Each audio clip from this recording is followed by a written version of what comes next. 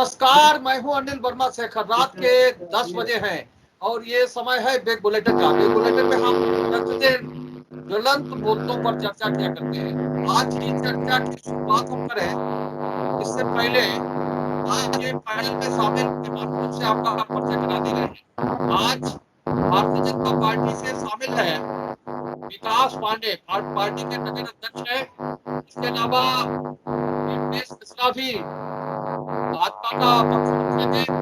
Samajwadi party से party के जिला महामंत्री मनदीप यादव है। पार्टी के वरिष्ठ नेता जिला उपाध्यक्ष अनिल है। कांग्रेस से तिवारी है, कांग्रेस के जिलाध्यक्ष है। और विजय कटियार है, कांग्रेस के जिला कांग्रेस कमेटी के अध्यक्ष है। ये पूरा पैनल बना है आज हम सबके बीच में। और आप सबके विचारों से आज की चर्चा क्रमबद्ध होगी। हम आज चर्चा कर रहे हैं प्रगतिशील समाजवादी पार्टी लोहिया के राष्ट्रीय अध्यक्ष शिवपाल सिंह यादव जी के बयान। शिवपाल सिंह यादव जी कई बार समय समय पर बयान देते रहे और आज उनका एक बयान आया है। उन्होंने फिर संयुक्त समाजवादी मंच की बात की है, फिर चर्चा छेड़ी है। अभी पिछले सप्ताह ही उन्होंने समाजवादी पार्टी के लिए किसी तरह की कुर्बानी, किसी तरह का बलिदान देने की बात कही थी, अपनी तरफ से पहल उन्होंने की।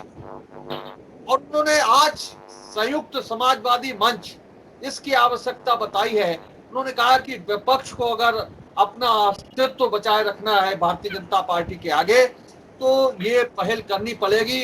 सारे समाजवादियों को एक मंच पर आना पड़ेगा 2022 के चुनाव से पहले। ये हम थोड़ा सा ले चल रहे हैं। 2015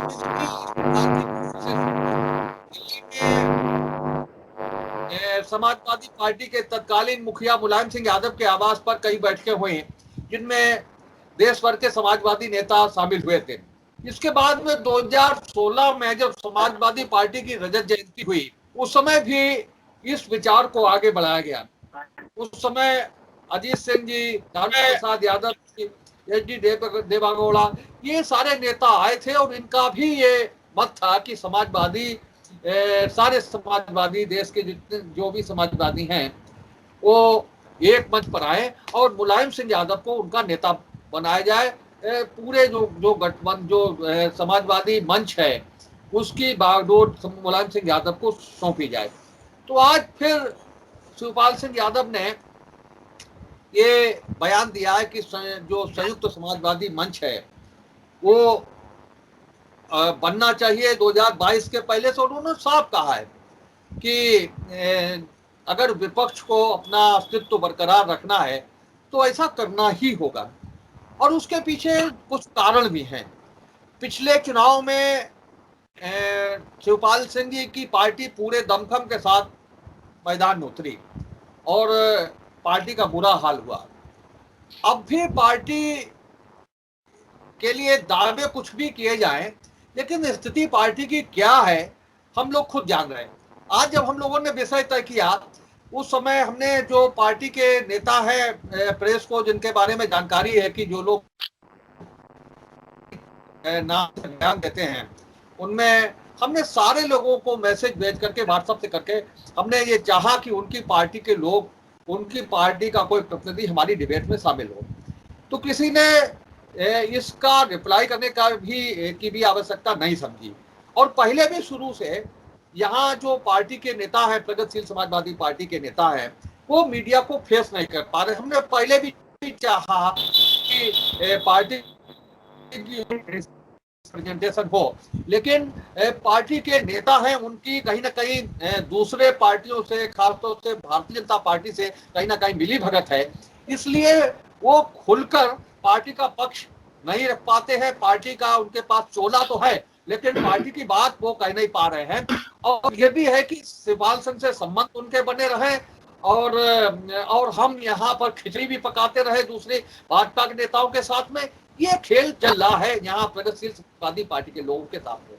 तो जब ये हस्त होगा तो गठबंधन बने, कुछ भी बने, लेकिन क्या नतीजा होगा ये समझा जा सकता है। ये स्थिति है और पिछले चुनाव की बात हमने करी कि पिछले चुनाव में पार्टी बनी थी शिवपाल सिंह जी की, और उसके बाद में लोकसभा चुनाव पार्टी ने पूरी दमखम के साथ लड़ा। यहाँ पर पार्टी ने बहुत सशक्त उम्मीदवार को चुनाव मैदान में उतारा, चेयरमैन कंपिल को। और उसके बाद में स्थिति ये हुई कि प्रत्याशी घोषित होने के बाद में यहाँ उनकी पार्टी की जो जिलाध्यक्ष थे जितेंद्र सिंह यादव जी, वही पार्टी छोड़ गए। तो ये स्थिति है। शिवपाल सिंह जी कई बार अपनी पार्टी के विलय या समाजवादी पार्टी से गठबंधन की बात भी कर चुके हैं, और उन्होंने आज भी कहा कि समाजवादी पार्टी बड़े संघर्ष के साथ बनी है। हमने 3 दशक तक मुलायम सिंह यादव के साथ इस पार्टी को बनाने के लिए संघर्ष किया है, लेकिन हमें नहीं लगता कि ये सारी चीजें अतीत की हो गई हैं। समाजवादी पार्टी जो शिवपाल सिंह जी के लिए बेगानी हो गई है, उसके लिए इस तरह के पिछली बातें, पिछले पन्ने पलटना बिल्कुल सपने देखने जैसा है, क्योंकि ताली एक हाथ से नहीं बजती। शिवपाल सिंह यादव समय समय पर जो बयान दे रहे हैं, त्याग करने, बलिदान देने की बात करते हैं, पार्टी के विलय करने की बात करते हैं, गठबंधन करने की बात करते हैं, ऐसा कोई रिस्पांस अखिलेश यादव जी की तरफ से फिलहाल नहीं आया। और बसपा से गठबंधन का जो नतीजा हुआ समाजवादी पार्टी का, और उसके बाद में मायावती जी ने जो फजीयत की उनकी, उसके बाद ही अखिलेश जी ने यह स्पष्ट कर दिया था कि अब वो गठबंधन के साथ में चुनाव नहीं लड़ेंगे। चुनाव अगला विधानसभा चुनाव जब भी होगा, तब हम अकेले ही समाजवादी पार्टी के निशान से सारी सीटों पर चुनाव लड़ेंगे। तो ये सारी चीजें हैं जिनके इर्द गिर्द आज की बहस चलेगी।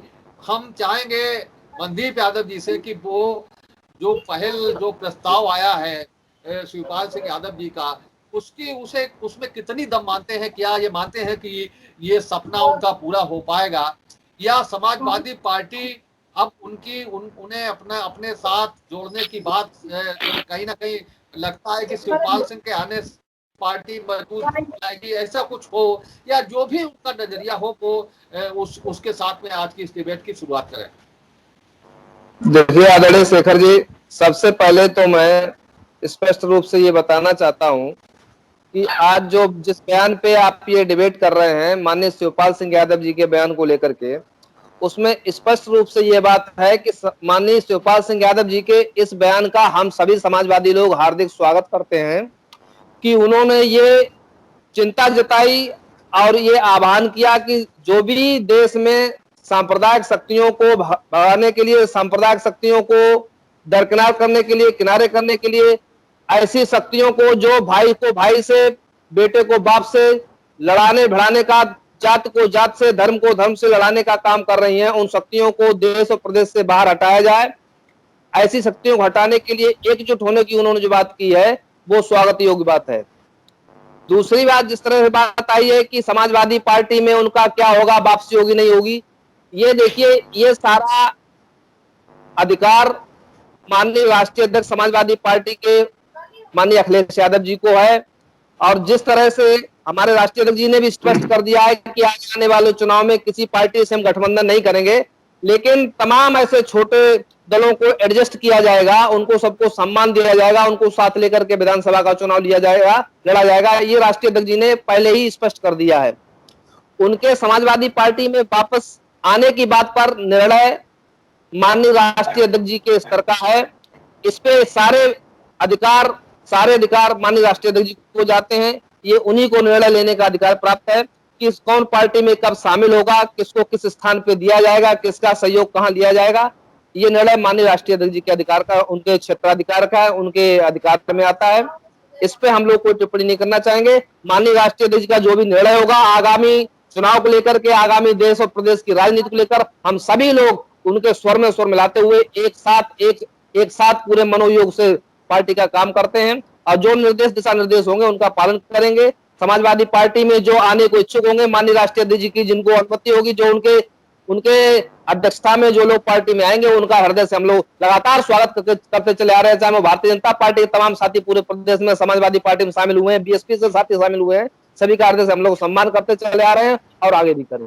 जी अनिल मिश्रा जी, पार्टी के एक बड़े नेता हैं, अनुभवी नेता हैं शिवपाल सिंह जी, और उन्हें 2022 में क्या होने वाला है वो अभी से दिख रहा है और इसीलिए उनकी चिंता सता रही है। ये इतना आसान काम नहीं है। हमने पिछले एक साल में कोई अखिलेश जी की तरफ से कोई इस तरीके का बयान नहीं पढ़ा है, देखा है कि उन्होंने कहीं पहल की हो, लग रहा हो उन्होंने आमंत्रण किया हो कि चाचा आ जाओ भाई, हम लोग मिलकर के पार्टी चलाएं। कोई इतना आसान काम नहीं है। शिवपाल सिंह जी बड़े नेता हैं, अनुभवी नेता हैं, उन्हें 2 साल आगे का दिख रहा है कि आगे आने वाले 2022 में क्या असर होने वाला है विपक्ष का, जो विपक्षी पार्टियां हैं उनका। और इसीलिए उन्होंने अभी आज से इस चीज की फिर वकालत शुरू की है और उन्होंने कहा है कि सारे समाजवादियों को एक मंच पर आ जाना चाहिए। लेकिन हाल क्या है? अजीत सिंह जी का हाल है, पश्चिमी उत्तर प्रदेश में बहुत ताकतवर नेता थे। आज अजीत सिंह का जो खेल था वो सिमट रहा है, देवगौड़ा जी का भी खेल सिमट रहा है, लालू प्रसाद यादव जेल में हैं। तो उनके इस अपील मात्र से कोई करिश्मा हो पाएगा अनिल मिश्रा जी, ये लगता नहीं। आपकी क्या राय है? आप भी आपका अनुभव क्या बोलता है इस बारे में? देखिए चंद्रशेखर जी, समाजवादी पार्टी क्या समाजवादी विचारधारा है और समाजवाद की विचारधारा एक आंदोलन है। मनदीप भाई ने स्पष्ट किया कि समाजवादी विचारधारा के लोगों ने इसका स्वागत किया, लेकिन ये एक परिवार की बात है और जहां वैधानिक तौर के ऊपर कोई फैसला लेना है, मेरी समझ में शायद ही कोई बिंदु जो है मनदीप भाई ने छोड़ा है, ये जो है वो वहां से इस तरह से तय होगा। और मैं एक बात जरूर कह रहा हूं कि सन 1922 के आने पर केवल समाजवादी विचारधारा के लोग ही नहीं, वो लोग की जो इस हिंदुस्तान के राष्ट्रभक्त हैं, वो जिनको इस हिंदुस्तान की सरजमीन से प्यार है, वो जो किसानों से वास्ता रखते हैं, नौजवानों से वास्ता रखते हैं, समाज से वास्ता रखते हैं, सबको एक प्लेटफॉर्म पे एकजुट होना पड़ेगा भारतीय जनता पार्टी की सांप्रदायिक ताकतों का विरोध करने के लिए। मैं एक बात जरूर कहूंगा, किसी ने कुछ कहा, किसी ने कुछ सुना, उनको मिर्चें लगी तो मैं क्या करूं। ये तो बात इनको बतानी होगी, बीजेपी को इनसे बात होनी है आने वाले 22 के चुनाव में। विजय कटियार जी,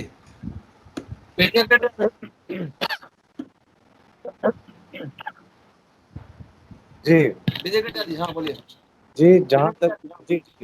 जहाँ तक आदरणीय शिवपाल सिंह जी की बात है, उन्होंने अपनी बात को रखा है, तो कहीं ना कहीं ये सत्य है कि आज देश में और प्रदेश में स्थिति बहुत खराब है। धर्म से धर्म को लड़ाया जा रहा है, अव्यवस्था फैली हुई है और इन सभी पहलुओं को देखते हुए जो शिवपाल सिंह जी ने अपनी बात कही है, मुझे लगता है वो सही है। एक मंच पे होना चाहिए और एक मंच पर होकर मिलकर इन विध्वंसकारी शक्तियों को जवाब देना चाहिए। निश्चित रूप से कहीं ना कहीं जब बात करेंगे कि अखिलेश जी ने पहल नहीं की, तो मेरा मानना है कि आदरणीय शिवपाल सिंह जी ने आदरणीय मुलायम सिंह जी के साथ मिलकर कंधे से कंधा मिलाकर समाजवादी पार्टी को तैयार किया था और कहीं ना कहीं उनका भी बहुत बड़ा योगदान समाजवादी पार्टी को एस्टेब्लिश करने में है।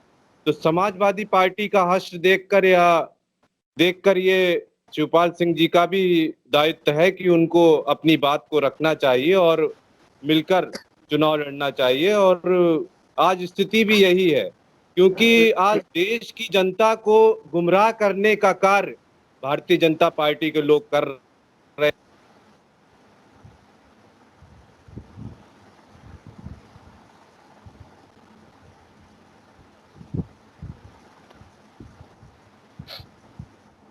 हाँ, आवाज नहीं आ रही, आवाज चली गई। आवाज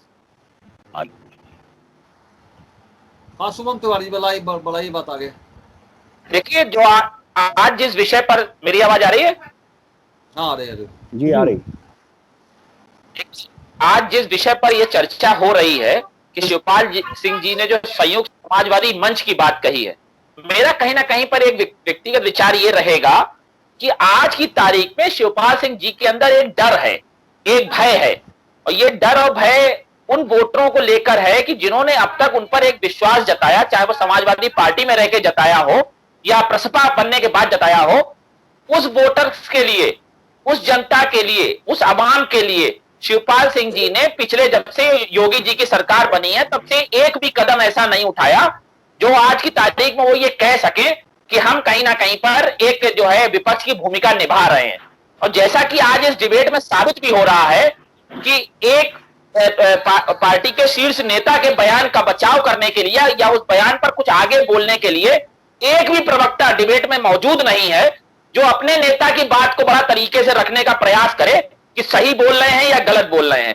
तो समाजवादी संयुक्त जो मंच की उन्होंने बात करी है, ये कहीं ना कहीं एक डर है, एक भय है, क्योंकि शिवपाल सिंह जी का जनाधार अब उखड़ चुका है, हिल चुका है।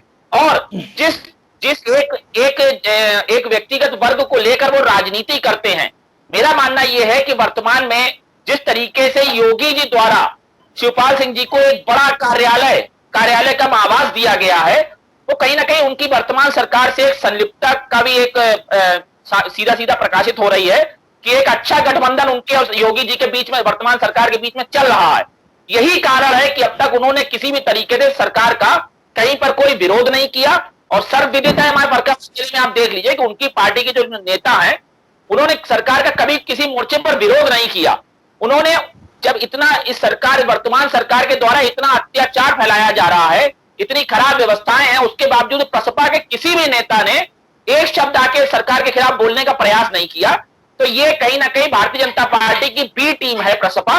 और यहां पर भी हमारा मानना यह है कि एक तरीके से योगी जी द्वारा ये गाइडलाइन दी गई है कि जाइए फिर अपने उस वोट बैंक को कहीं ना कहीं गुमराह करना शुरू करिए, गठबंधन के नाम पर करिए, संयुक्त मोर्चे के नाम पर करिए, क्योंकि कहीं ना कहीं वो मंच, वो जो एक बेस वोट है उनका, जिसे वो अपना बेस वोट मानते हैं, वो कहीं से एक ना हो जाए। और जहां तक अखिलेश जी की बात रही है, वर्तमान में जो समाजवादी पार्टी के लोग पैनल में बैठे हुए हैं, उन्होंने बड़ा तरीके से इस बात को अखिलेश जी के ऊपर छोड़ दिया। मैं उनकी मजबूरी को समझता हूं, क्योंकि वो भी ये मानते हैं ये एक परिवार का मैटर है और एक परिवार की जो एक व्यक्तिगत लड़ाई है, उसमें मुझे नहीं लगता कोई भी प्रवक्ता या कोई भी नेता किसी तरीके का कोई बयान देना चाहेगा। तो ये एक अंदर खाने कहीं ना कहीं एक बड़ी राजनीति प्लान हो रही है वर्तमान सरकार द्वारा, फिर वोटरों को डिस्टर्ब करने की, उस बड़े वर्ग को डिस्टर्ब करने की जो आज कहीं ना कहीं प्रताड़ित बैठा हुआ है इस सरकार से, उसको फिर गुमराह करने का प्रयास हो रहा है इस संयुक्त मंच को बनाने से। क्योंकि जिस तरीके से अखिलेश जी के बयानों को देख के लगता है ये कहीं पे स्थितियां साफ नहीं हो रही है और फिर उसी तरीके का एक कंट्रोवर्सी फैलेगी और चुनाव के दौरान ये एक बड़ा मंच, जो आज जिस मंच का नाम लिया जा रहा है, ये एक बड़ा दुर्भाग्यपूर्ण एक चर्चा बनेगी और जिसकी वजह से फिर कहीं ना कहीं भारतीय जनता पार्टी लाभ उठाने का प्रयास कर रही है। तो जो पार्टी अपना जनाधार खो चुकी है वो इस तरीके के मंचों को बनाने की और जो है विपक्ष को साथ लेने की बात करता है, अन्यथा उस विपक्ष को कोई फर्क नहीं पड़ता जो आज की तारीख में एक मुख्य विपक्ष की भूमिका निभा रहे हैं हम कांग्रेसी जन। तो हम लोगों को इन सब बातों से कोई खास फर्क नहीं पड़ता है, ये परिवार की अपनी लड़ाई है। और मैं ये मानता हूं कि अब उस जाति वर्ग का जो एक वोट है, जो कहीं ना कहीं समाजवादी पार्टी में की नेताओं की हालत को देखकर अब एक स्वयंभू होने की ताकत रख रहा है, वो भी अब एक अपना एक मार्ग प्रशस्त कर रहा है। वो भी ये देख चुका है कि ये लोग आपस में लड़के कहीं ना कहीं एक तीसरी शक्ति को बढ़ावा देते हैं, जिसकी वजह जैसे क्या माहौल पैदा हो रहा है और सबका शोषण हो रहा है। तो मेरे हिसाब से ये उनका एक व्यक्तिगत जो फैसला है, ये आगामी चुनाव में एक बड़ा गुमराह करने की नीति को दर्शाता है और ये निंदा का प्रश्न है।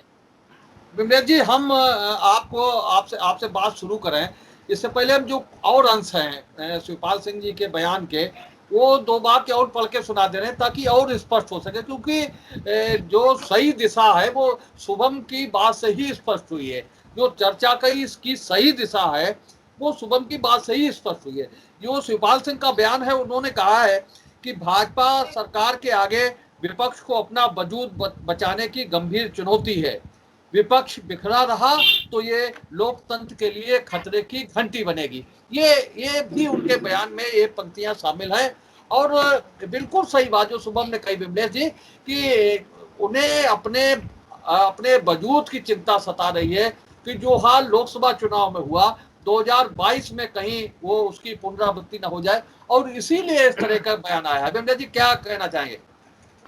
जी भाई साहब, सर्वप्रथम तो बात आती है जैसे कि शिवपाल सिंह जी की चल रही है। शिवपाल सिंह जी ना तो पहले कहीं थे, ना आज कहीं है, ना तो कोई और पार्टियां हैं। भाजपा के आगे जो हिंदुत्ववादी नीति के साथ में भाजपा आज मोदी जी लड़ रहे हैं या योगी जी लड़ रहे हैं, उसके आगे सारी पार्टियों का वजूद खत्म है। इसलिए आज शिवपाल जी या कांग्रेस या बसपा जो भी पार्टियां हैं वो बौखलाई हुई है। इसलिए शिवपाल सिंह जी अखिलेश जी से लगातार बात कर रहे हैं कि एक संगठन बनाने के लिए, जैसे कि हमारे मनदीप भाई ने कहा कि वो हमारे राष्ट्रीय अध्यक्ष जी जानेंगे, उनके पास पहुंचेगी जब बातें उनके पास होंगी। तो ऐसा कोई उनका वजूद ही नहीं है। क्या है इस समय सपा पार्टी में? केवल परिवार, घर में जो है उनके घर के लोग हैं वही सारे राष्ट्रीय अध्यक्ष हैं, उन्हीं के सारे हैं। कोई ऐसी सपा की नीति नहीं अभी तक तैयार हो पाई है जो कि बाकी के लोग, किसी दूसरी बिरादरी के लोग उसमें शामिल हो पाए सपा में। अभी तक ऐसा नहीं किया गया। केवल गुंडागर्दी के अलावा कुछ नहीं। बाकी जो लोग, सारी पार्टियों के लोग आरोप लगा रहे हैं कि इस समय भाजपा गुंडागर्दी कर रही है। क्यों कर रही है? हिंदुत्व के लिए अगर भाजपा गुंडागर्दी कर रही है तो उसमें बुराई क्या है? भाजपा हिंदुत्व से ही बनी है, भाजपा हिंदुत्व के लिए ही कर रही है। तो इसमें जो आप लोग जब कर रहे हैं, ऐसा कह रहे हैं, तो इसमें क्या दूसरी धर्म की राजनीति करना चाहते हो? शिवपाल जी के ऊपर भी आप कह रहे हैं कि वो भाजपा के साथ में जुड़े हैं, योगी जी ने उनको बंगला दे रखा है, योगी जी ने उनको अगर कार्यालय दे रखा है तो योगी जी ने और लोगों को भी दे रखी है। वो एक पार्टी का बात है, एक मुद्दा है उनका जो एक दूसरे विपक्ष को भी दिया जाता है। अगर ऐसा ही आप लोग लक्षण लगाते हैं किसी पार्टी। जी, सबसे पहले तो मैं पैनल में बैठे हुए अपनी सभी महानुभावों को हार्दिक प्रणाम करता हूं और मैं बात शुरू करता हूं अपने कांग्रेसी साथी शुभम जी से। शुभम जी ने कहा सारे विपक्ष को एक होना चाहिए।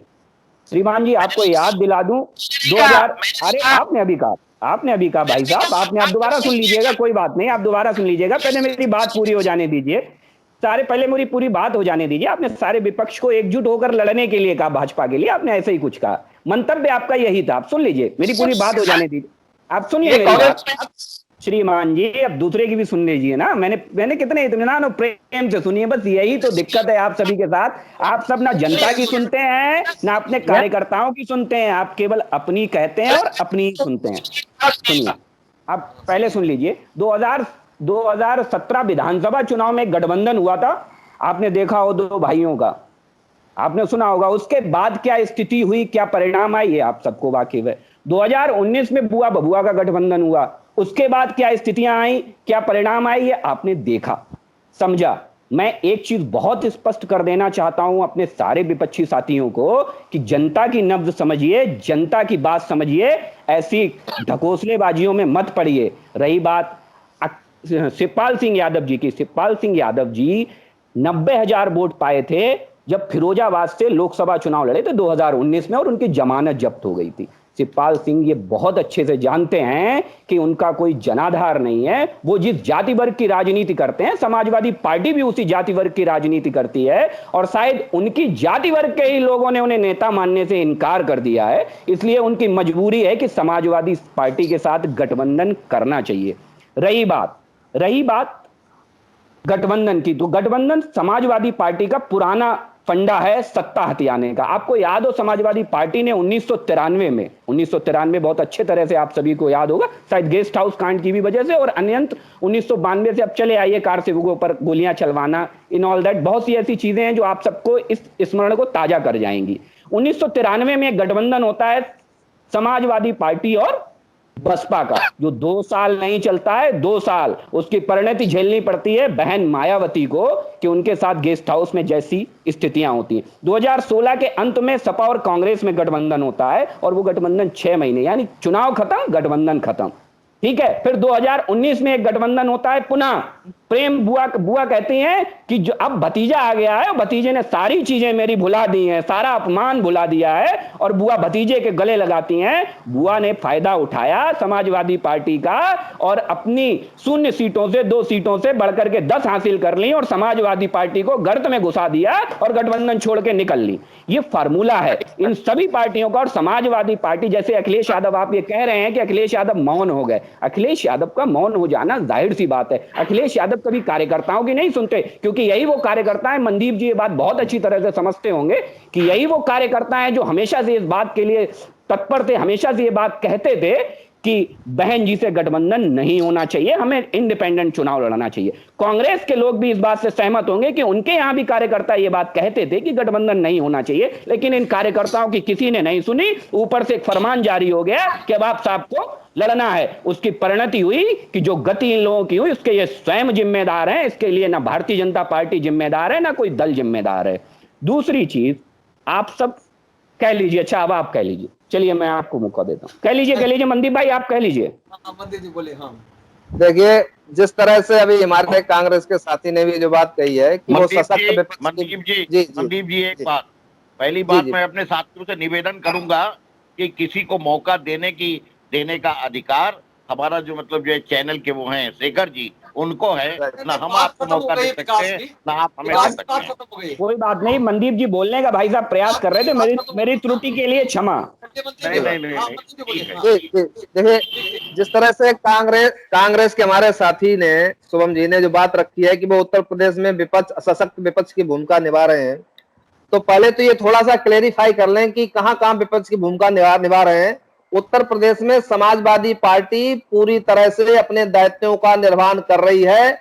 हर मोर्चे पर भारतीय जनता पार्टी के नेतृत्व वाली सरकार की गलत नीतियों के विपक्ष विरोध में, जन विरोधी नीतियों के विरोध में हम पूरी तरह से खड़े हैं।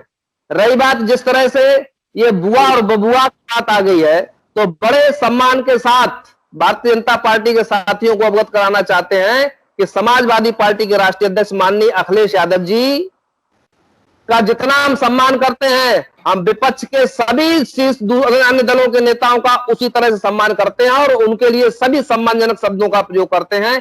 पहले तो उन शब्दों में सुधार कर लिया जाए। जिस तरह से बुआ, बबुआ या पप्पू की बात होती है, इन शब्दों को डिबेट से निकाल के बाहर कर दिया जाए। ये हमारा अपील भी है, अनुरोध भी है और आग्रह। पहली चीज। दूसरी चीज ये है कि 2022 में क्या निर्णय लेंगे। ये बात सही है कि समाजवादी पार्टी, हम सब माननीय राष्ट्रीय अध्यक्ष अखिलेश यादव जी के निर्देश पे हम लोग काम करते हैं। सभी दल, आप भी करते हैं, आपको भी अधिकार प्राप्त नहीं है, आप भी एक कदम बिना नेतृत्व के निर्देश पे नहीं चल सकते। कोई पार्टी अगर जो जिस पार्टी का भी जो एक जिम्मेदार कार्यकर्ता, हमारे यहाँ नेतृत्व तो सुनता है भाई साहब आपकी, हम तो आपकी ही पीड़ा कह रहे हैं श्रीमान जी, हम आपकी जी आपके यहाँ सुनता है। हर दल में हर पार्टी के कार्यकर्ता की जेन्युइन बात को माना जाता है, उसको सम्मान किया जाता है और सुना जाता है। ये ब्रह्मत पाली बधाई आपकी सबसे ज्यादा सुनता है।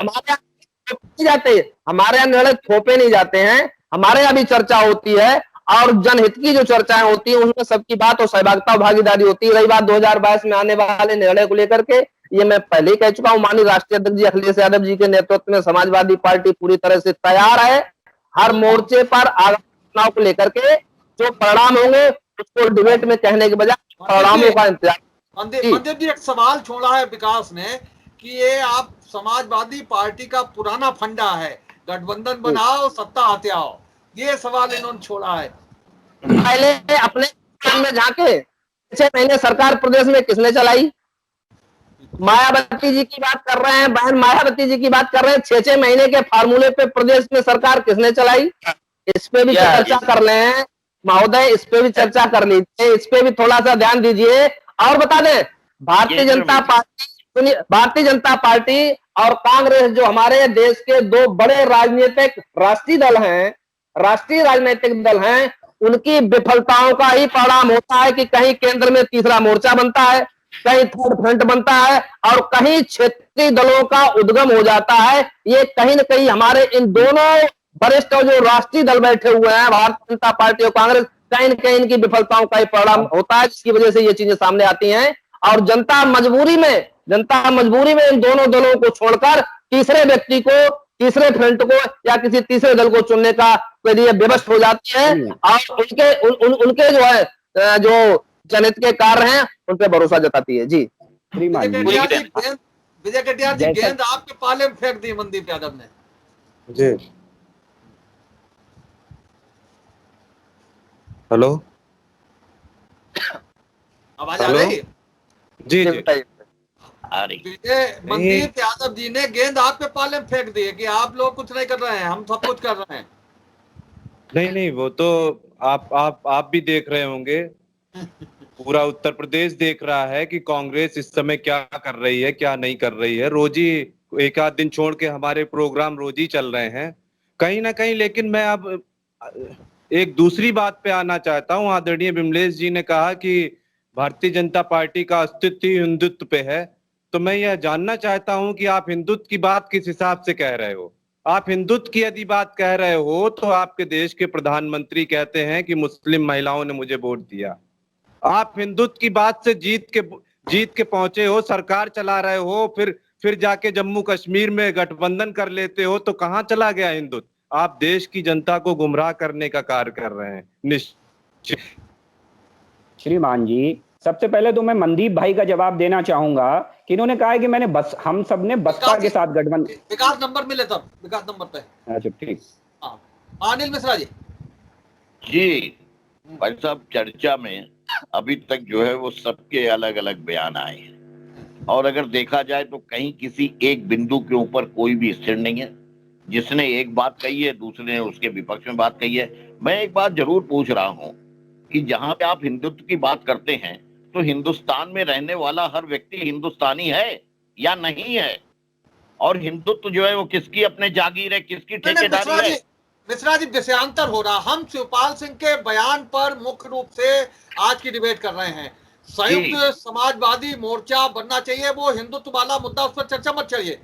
जो क्या विपक्ष इतना लाचार हो रहा है कि यह विपक्ष को अपनी गति खराब होती दिख रही है कि 2022 के चुनाव के लिए अभी से चिंता है कि समाजवादी संयुक्त मंच बन जाए जिसमें सारे समाजवादी एक हो जाए। ये विषय है आज की चर्चा का। हम समझते हैं कि आप भी शेखर जी, न तो विपक्ष कहीं लाचार हो रहा है और न विपक्ष कहीं कमजोर है।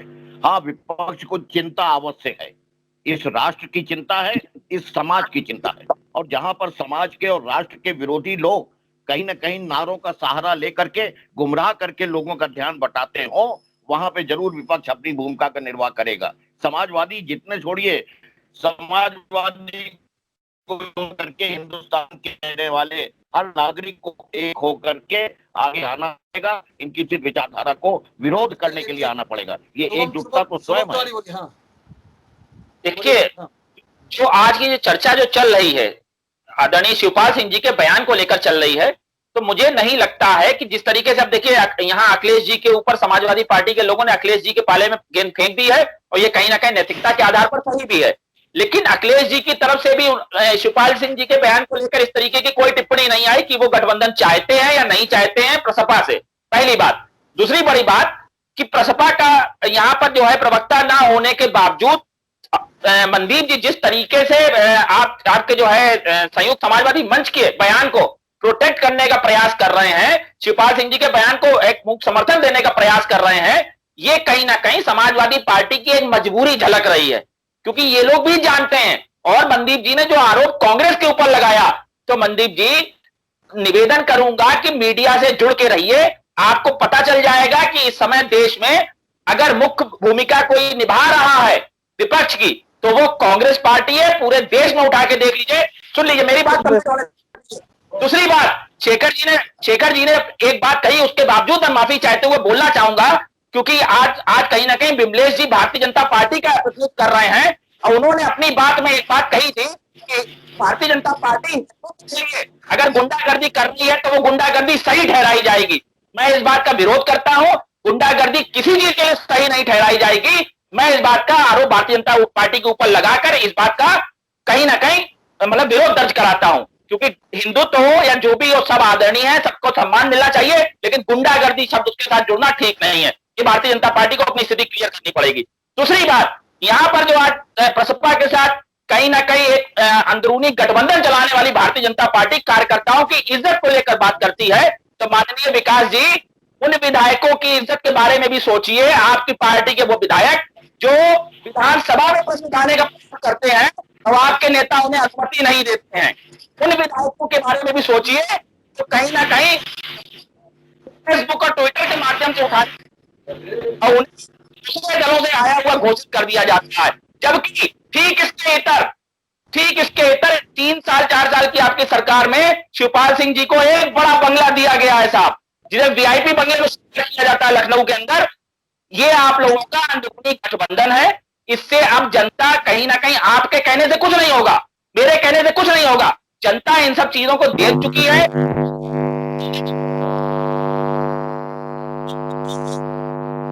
आवाज नहीं, आवाज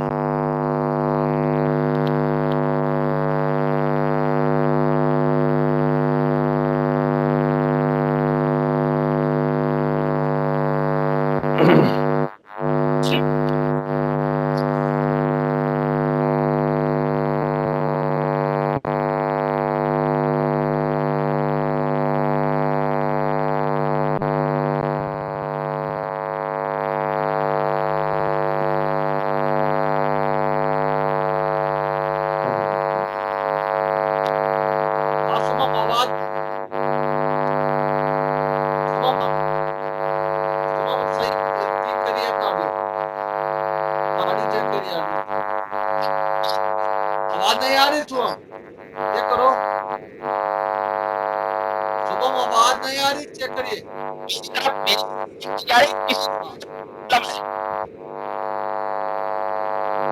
आवाज नहीं आ रही, चेक करिए।